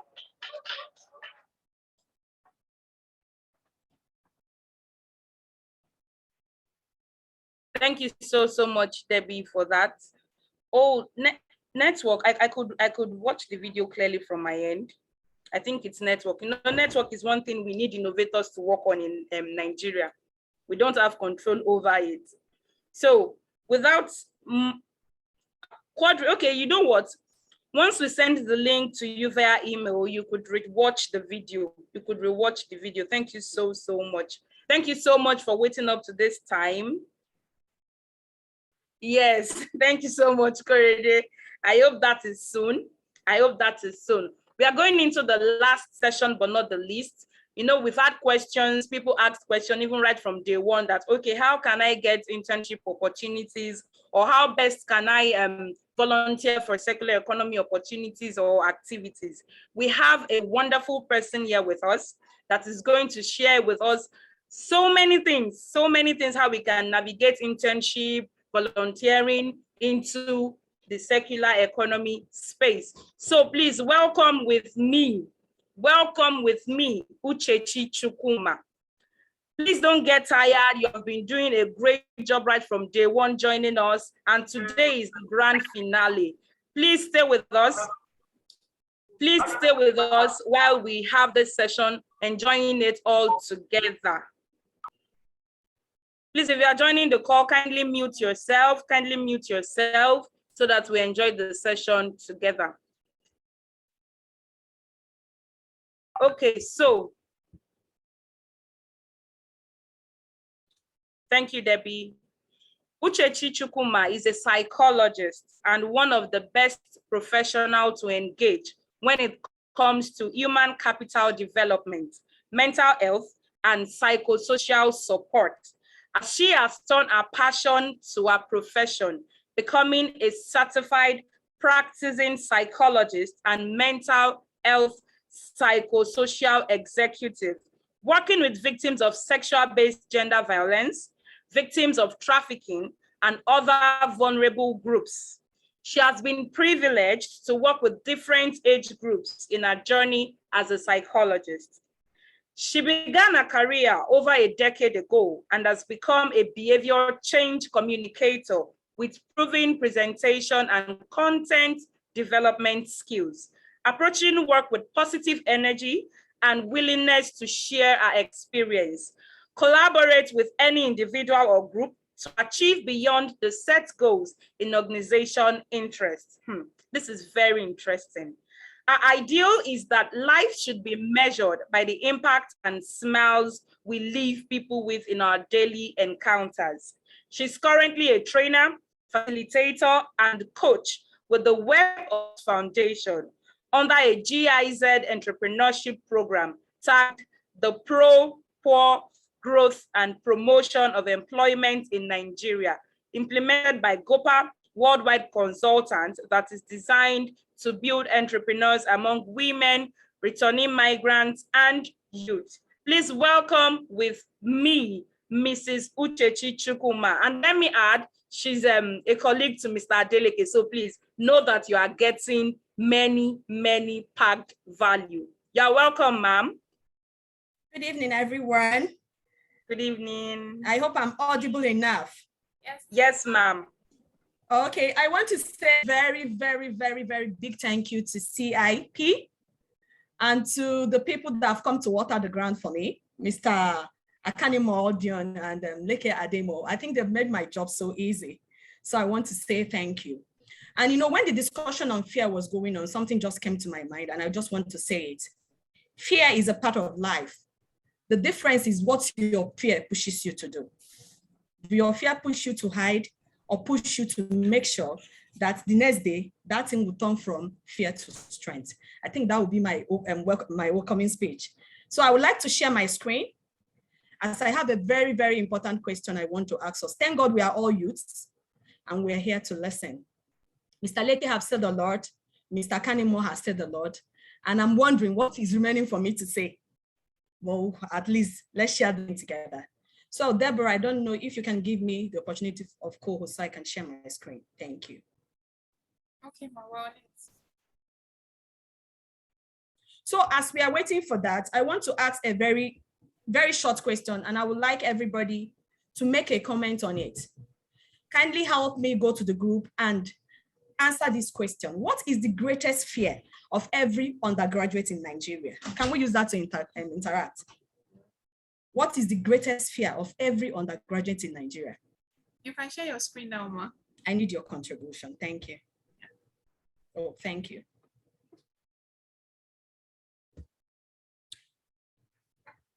What is the greatest fear of every undergraduate in Nigeria? I am waiting for your comments because that will direct the direction our discussion tonight will go. As who have kept us at home, unplanned. Okay, someone said the greatest fear is not getting a job after graduation. Beautiful. Another person said failure. Someone said failure carryover. I think I need more because understanding this will go a long way in directing our discussion tonight. As an undergraduate in Nigeria, what is that thing that whenever you wake up in the morning, you're scared of? You are wishing you have more control over.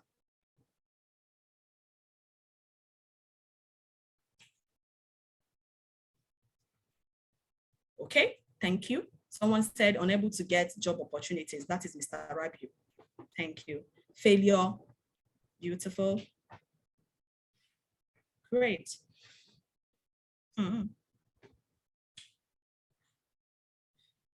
Okay.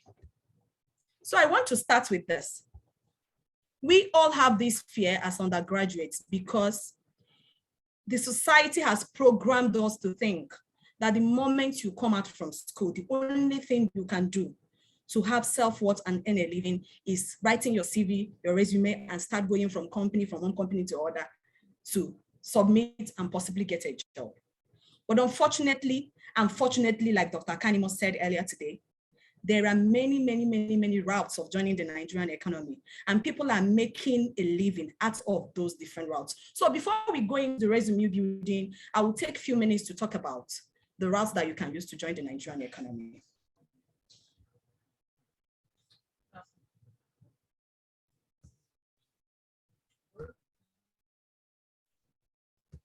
So we have three major routes when it comes to joining the Nigerian economy.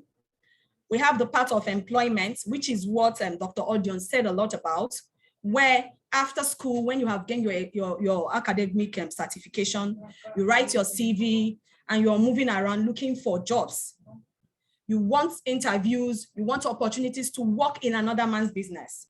So obviously you are an employee and you live under the command and control of the organization you're working for, meaning that the employer gives you the conditions and terms of service, controls your time, controls your output.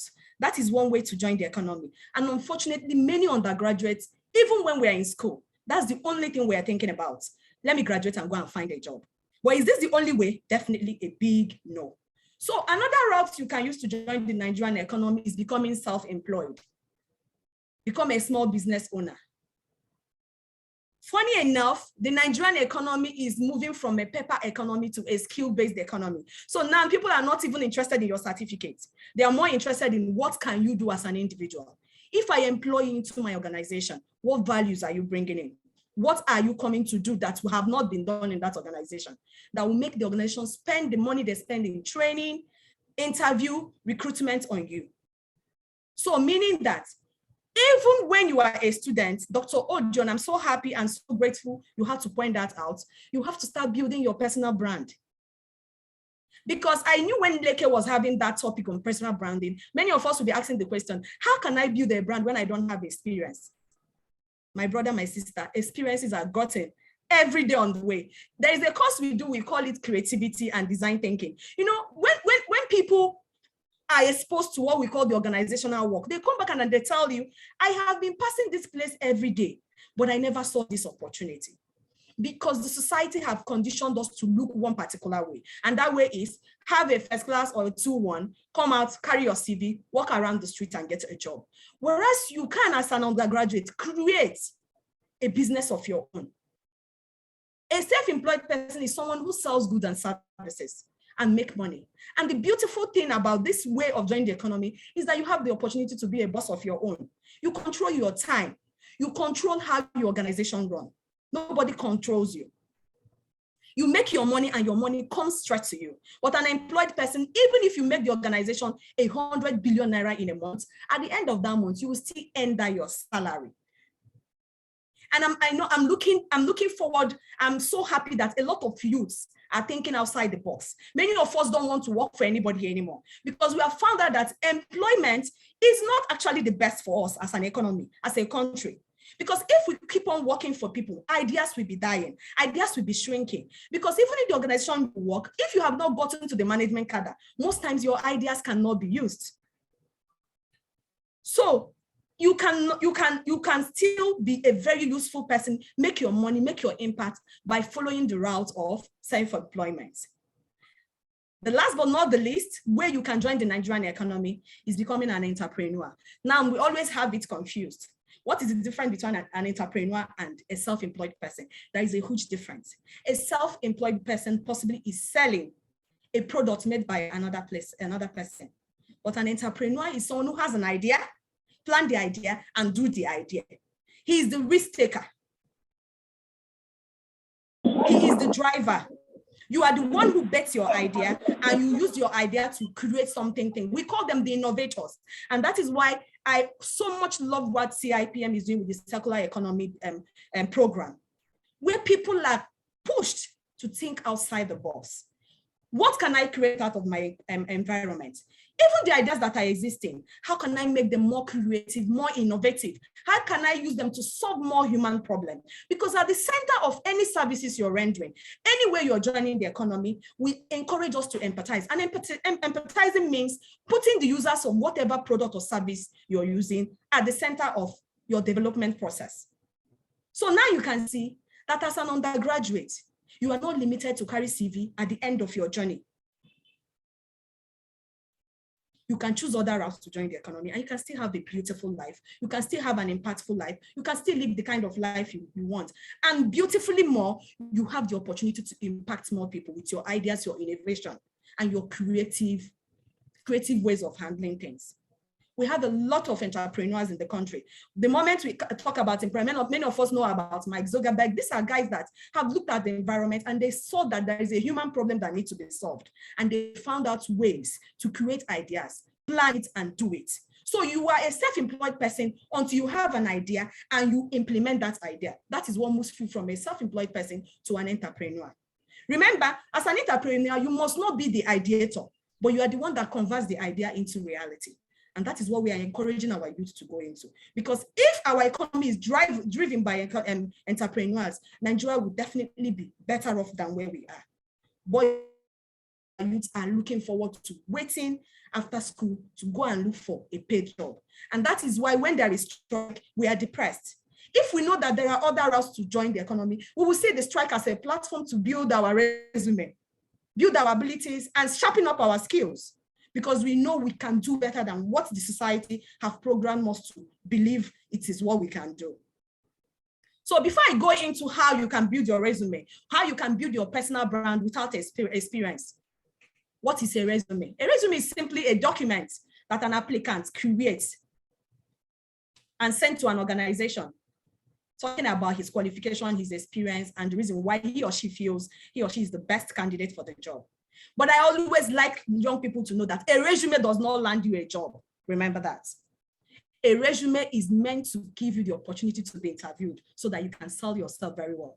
And I think that is why Dr. Odon said it shouldn't be more than 2 pages, because there is no way you can itemize everything you have done in 2 pages, even as an undergraduate that thinks that he or she doesn't have experience. Because some of the experiences we have, we trivialize them. We don't believe that there are things we can sell and use to brand ourselves.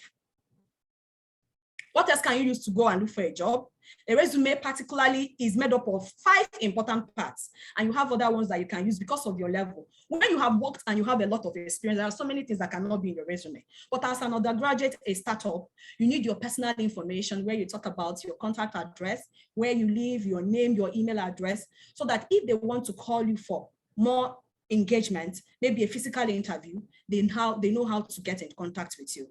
You put your professional summary, which is, why do you think you want the job? What is your experience? What is that thing that makes you unique? What is your brand that will rebrand the organization? Remember, organizations are looking for people that will come in, bring in innovative, creative ideas that can rebrand their organization and possibly give them more profits. Remember that. What is your educational background? What skills do you have? What experience do you have, and what are your competencies? And of course, at our level where we are not so much exposed to a lot of experiences, our awards, our achievements, our affiliations, our language competencies, the community services we have done, and importantly, our extracurricular engagements become so important to build our resume, because these are things we have done that people can use to know who we are and what we can do for the organization that we're coming for. And most times the resume is accompanied with a cover letter, which is just a 1-page document that possibly summarizes, briefly introduce you and summarize your professional background. On the average, we encourage young people that a cover letter shouldn't be more than, it should be between 250 to 400 words long. It shouldn't be more than that. But one thing I always say is that ensure that your cover letter shows enthusiasm, shows what makes you different, shows what you can bring into the organization, and how you will make a positive contribution to the organization. How you can make a positive impact to the organization. So a cover letter have different parts. You have the header where you put your information, your contact details. Of course, you start with a greeting, their HR manager or whoever you are addressing the letter to. You have your opening paragraph. Please ensure that your opening paragraph is very, very catchy. It's very, very catchy.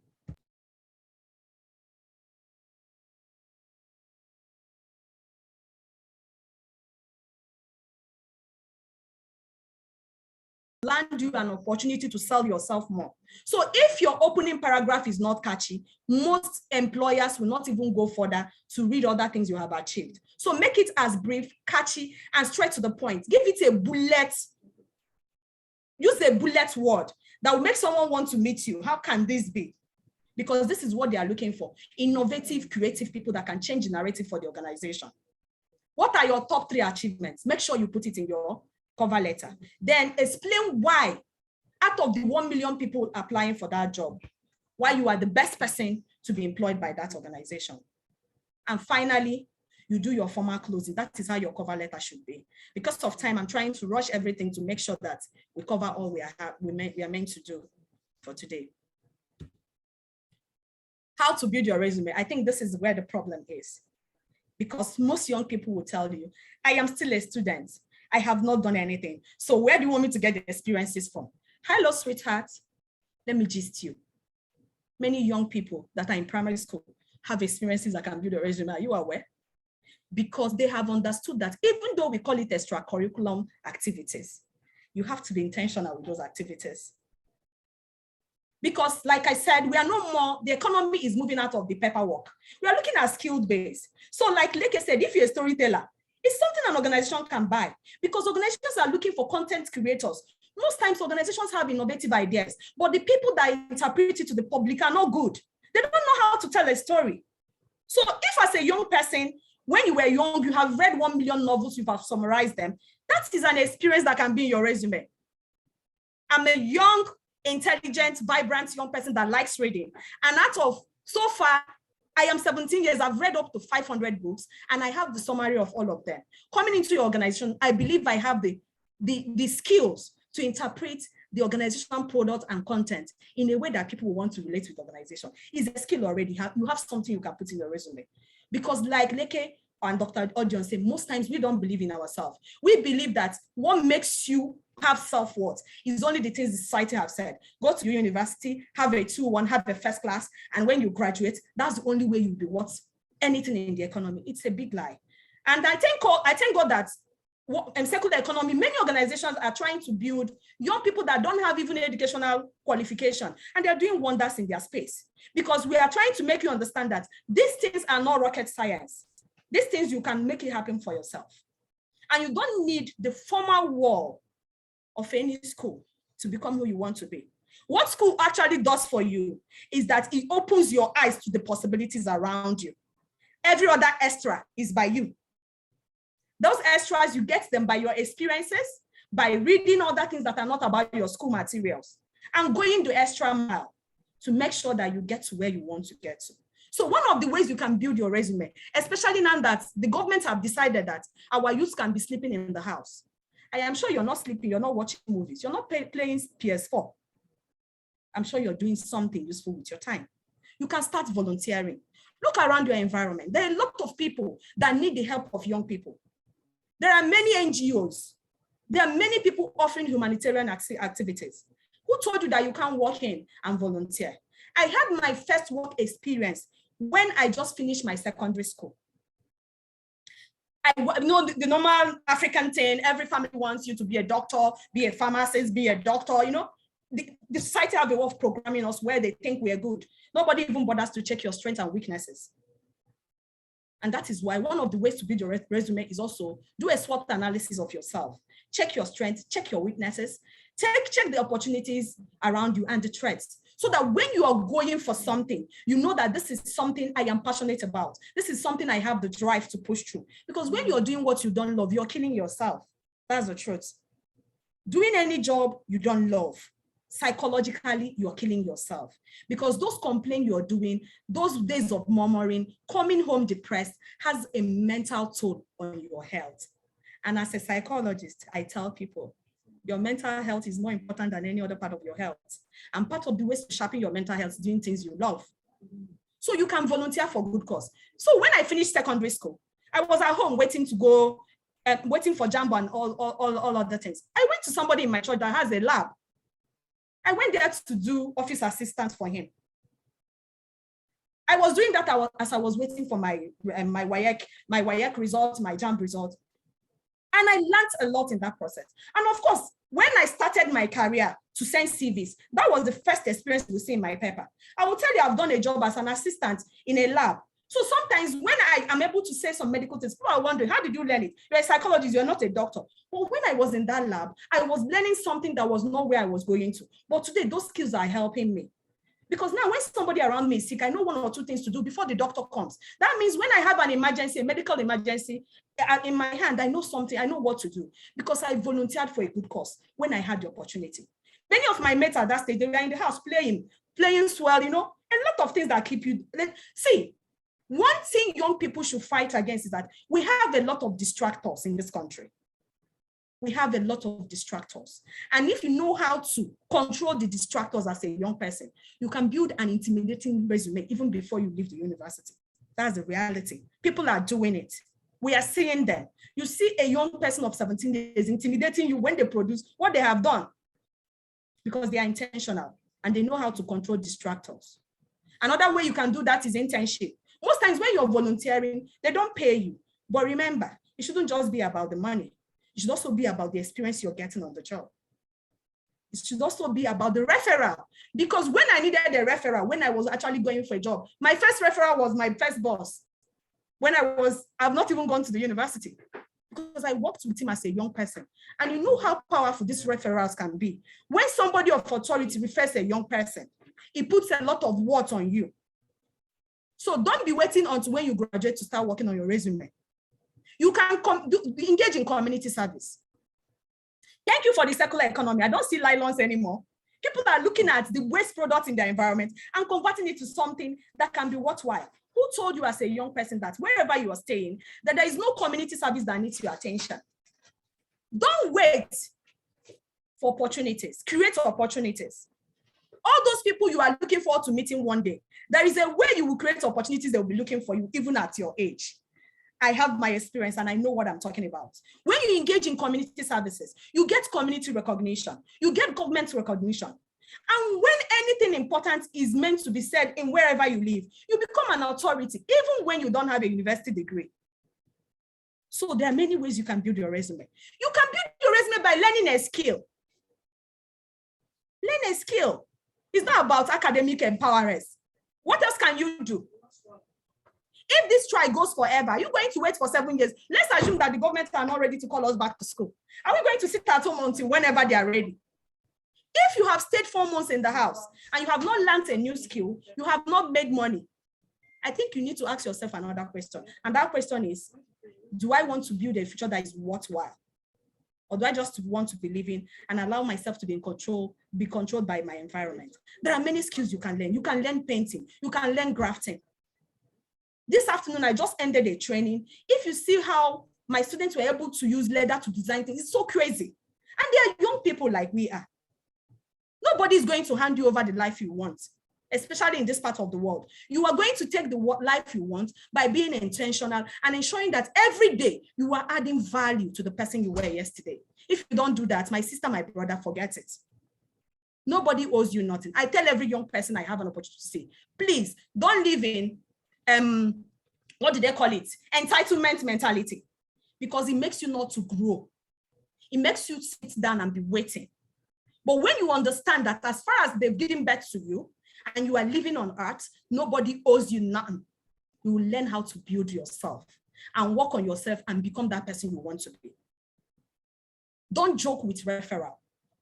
During this period, see this strike that ASU have kept us at home as a period to build your profile. See it as a platform. What is a platform? A platform is a place you stand to reach your goal. Community service, volunteering. You can pick small children in your environment, start teaching them. Tomorrow is a profile. I'm a children teacher. What are you telling me? Don't allow the society control who you can be. Don't allow circumstances rule you. Don't allow your fears to hold you back. Fears are necessary, especially when you know how to use them to push yourself forward instead of leaning back because you don't want to be condemned. You don't want people to laugh at you. Who told you that? Many people that we are celebrating today had their low moments. They had periods when they were not sure of themselves. But you know what made them different? They didn't allow those periods to define them. They took a step, a positive step, and it worked for them.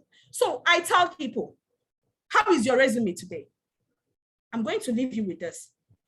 Before you go to bed tonight, write your resume.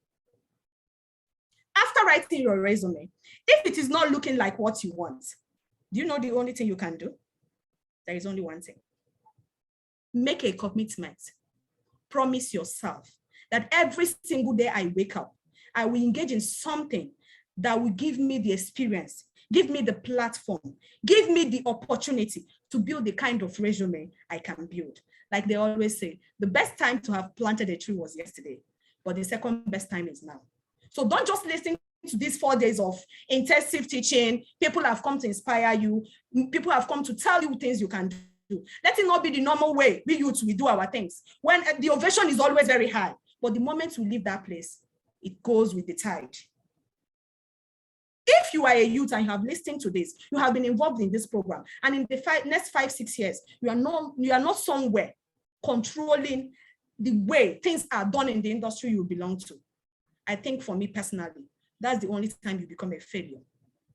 But if at this point, today, as you're listening, you have not achieved what you want, and you wake up every day make a stride, make a commitment, learn a skill, volunteer, engage in community service to build that kind of resume that you'll be proud of to present in the next few years, even before the job experiences start coming. Open a business, become a good salesperson. It's a skill. There are many marketing opportunities, and they need young, vibrant youths. But the truth is, when it comes to selling, they want to be sure you have sold something before. How can you sell when you don't make any move? Wake up. Wake up. GiZ Daniel told us, wake up, wake up. I want everybody to wake up so that these last 4 days we have spent with you will not be in vain. So that the people that invested their time, their money, their intellect to spend this time with us, we feel in the next few years, when we look and we see where you are, we will know that our time was worth it all. Don't go home. I've written, I saw many of us saying, I've written 10 pages, 20 pages. It's not about writing. It's about the action you take with the points you noted down. Thank you so much for having me. I'm opening the door for questions, contributions, and whatever. We're here to learn together. Thank you. Wow. Thank you so much, ma'am. Wow. Wow. Thank you so I'm much. speechless. Deborah. Yes. I am speechless. Thank you so much, ma'am. I really wish that we had like extra time because I know you rushed through everything, but then despite the whole rush through, you did hit the nail on the head. Thank you so much. Thank you. Thank you, ma'am. Thank you. We appreciate you. We appreciate the entire GIZ GOPA team. Thank you for dishing value. Thank you. Please, if you know that you are feeling what I'm feeling and you are getting inspiration as you should from this session, let me see your comments, please, in the chat box. Let me see your comments. And don't forget, you said it's not about just writing. You can write and not take action. You may not even really write and you take action. Please, I want you to be in that group of people that write and take action. You need to take action. Thank you so much, ma'am. Thank you to all of our speakers. So I'm going to quickly add that one thing you should do, I know that Mr. Leke gave an assignment. Ma'am Uchechi has given us an assignment. Write your resume tonight. Don't sleep without writing your resume, please. Because if you write it, you'll be able to know, oh, I need to improve on this area. Oh, I need to add this to my resume. Oh, I need to get this skill. Please, I am pleading. Do write your resume this night before you sleep. And I'm also going to add that for those that are still on the call, it's so unfortunate that day one we had 40, day two we had 40, day three we had about 30 something, and now on the call we have like 19 people. Please, this 19 people, I want you to take out time, reach out to our speakers and thank them for dishing out value. Like, thank them. Remember, we said that we're going to be sharing their social media handles to you. Yes, but how you place yourself, how you introduce yourself matters a lot. So I'm going to just hint you that when you're approaching them, when you're entering their DMs, enter their DM with a heart of gratitude for the life-changing tips that they have given unto you. Thank you so much. Thank you so much. I know it's like our gift sharing session, but then I just feel like continuing thanking all of our speakers because Debbie, please just cut me short, and I just feel like saying thank you continuously. Thank you so much, Ma'am Uchechi. Like when you started and you were like, they've said it all, I was like, yeah, but then you hit us with this and you left us speechless. It was inspirational, it was motivational, it was everything that we needed. Like, thank you so much. Thank you so much for even hinting on the importance of not complaining. Like when you're going through stuff and it's hard, like, don't complain about it. It's either you find a way out or you stick with it and learn the lessons and then keep moving to the next place. Thank you so much, Ma, for this. We wish, in fact, and something in my mind, Tolu, I'm thinking that we are going to have this again. We're going to have this again because it has been so much fun, so much, sharing, engaging. This is what, right now, this is what we are called to do, to serve the younger generation. It's not like we are old though. So we're actually part of the younger generation that we're talking about. Thank you so much, Ma. Thank you so much to all our speakers. I know many of them will watch this from day one to now. Thank you so much, everyone. So Tolu, yes, before I continue from where you stop, they've stayed with us all that time.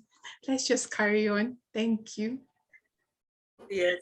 Okay, so it's actually the prize giving segment now, but because of time, we would not really want to keep everyone here too long. You've taken we are so grateful for the time, the commitment, and the staying power.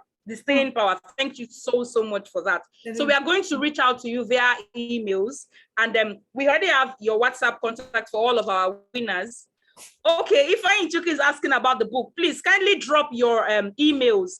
For those that stayed till the end, I remember that Debbie said that for the first 20 people that will join the call today. However, seeing people that have stayed, I think they deserve it more.